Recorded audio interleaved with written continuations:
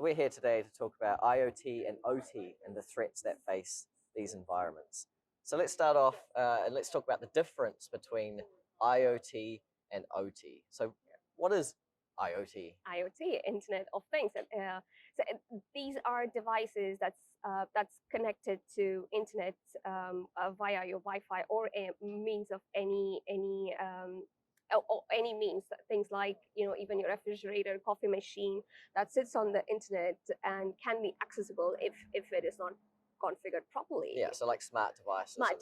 Any smart devices. Yep. Yes. And then on the OT side, we're talking about industrial control systems, ticketing systems, production lines, stuff in factories and microcontrollers that is a whole other world that needs to be protected, and you need to gain that visibility to deal with attacks against those. Yep.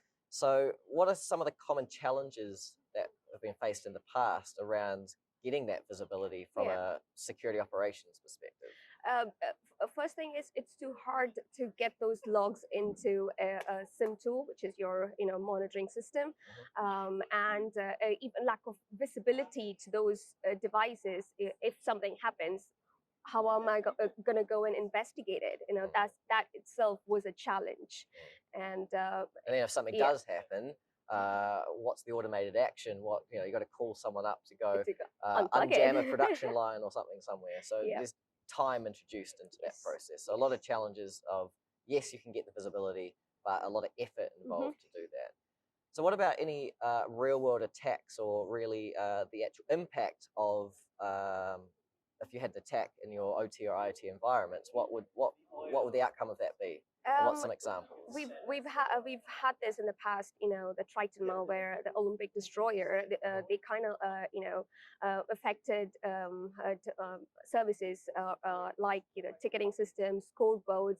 This would eventually end up in a reputational damage for the clients or the customers who's using that, and or potentially for critical systems. Yes, exactly. It could be loss of life or harm or impact to actual people, where a critical protection is not available, and something fails because of the fact that malware or an attacker has purposefully disrupted that type of thing. So it's a challenging world, but how are we moving forward with this these days to actually deal with it as part of the Tiberium MYTHIC service, or new capabilities that are coming out from Microsoft? Oh yeah, Microsoft has gone and done it again.